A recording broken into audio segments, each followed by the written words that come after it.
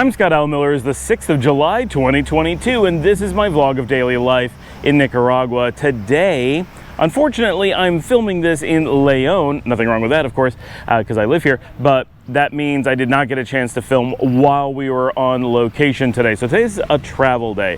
Brian and I started the day in San Juan del Sur. We got up, we got breakfast, which was included with our hotel, so we simply ate there.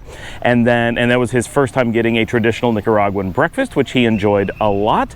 We then headed off to walk around town for a little while because we had a bus with a shimchi scheduled to take us at approximately 9:30. They were going to pick us up from the hotel, and I'm used to the route because I did it yesterday, but in reverse. So today we pretty much know what's going to happen, and we know we're at the beginning of the route, so that makes things pretty easy. We were walking around town and actually saw our bus driver come out of his house, which is pretty funny. So we know exactly where he lives, and he knew that we were there, and like even extra comfort. So after walking around a little bit, we just went back to the hotel, packed up, and waited. We were packed by about 9:20, so just a few minutes, and he was right on time. Threw our stuff in the back, and we were the only two heading to Granada this morning, so that made it really easy. We didn't have to wait for anybody, didn't have to pick up anybody, didn't have to do anything. We just drove straight to Granada, and of course had the luxury of all the seats for ourselves, so that was nice. We really liked that. And it's the same driver that I had yesterday, so he's like, oh, and he's taking me to the same hotel that other people got off at yesterday. So we drove straight to Selina Alhambra, which is Selina, the big Israeli hostel chain that's really famous for just what a gorgeous job they do.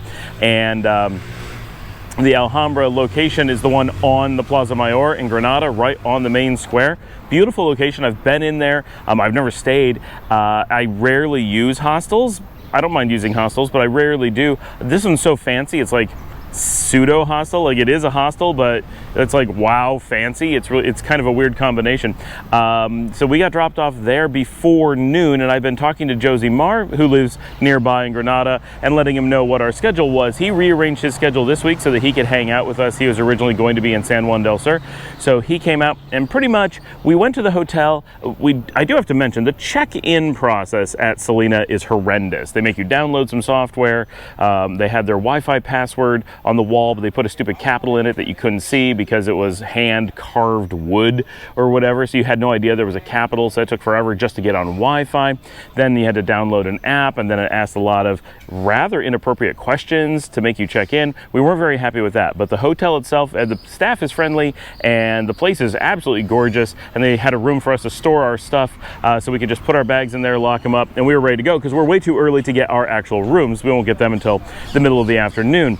So we headed out and met up with Josie Mar, who picked us up with a private driver, and we headed out to the marina because he wanted to do lunch at Don Ceviche.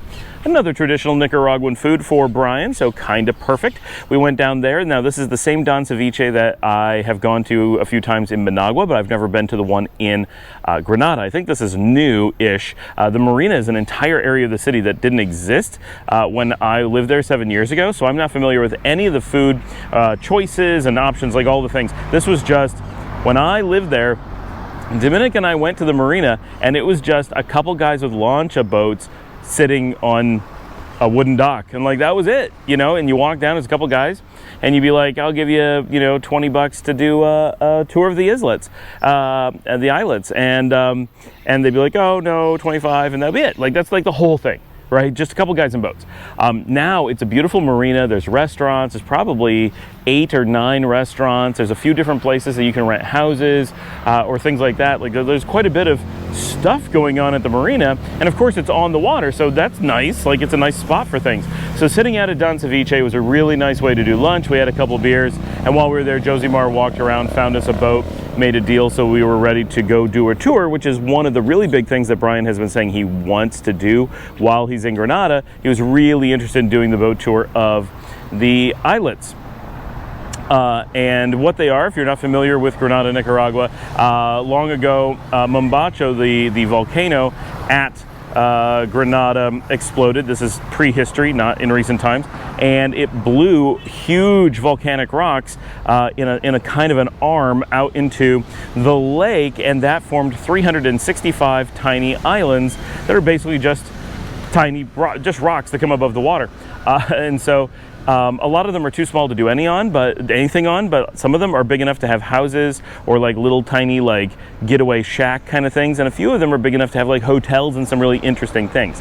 So it's neat to take a tour because it's unique the way that the aisles have formed and that you can just zip between them, and there's these really interesting, sometimes really small and sometimes really huge houses and stuff built out there. So it's a fun thing to do. I recommend it if you're going to be in Granada. Dominica and I did it with the kids 7 years ago, and we thought it was interesting.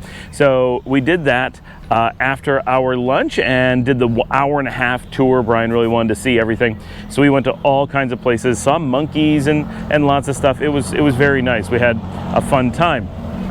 We got back from that. Our taxi was going to take a long time to come pick us up, so we started walking and probably did a 45-minute hike before we just gave up because because we were walking on the road, so the taxi would meet us in theory, but they never really did. So we ended up catching just a taxi going down the road, and we headed back into town where Brian and I went back to the hotel because we didn't get our rooms yet. Remember, we had checked in, but we didn't have rooms.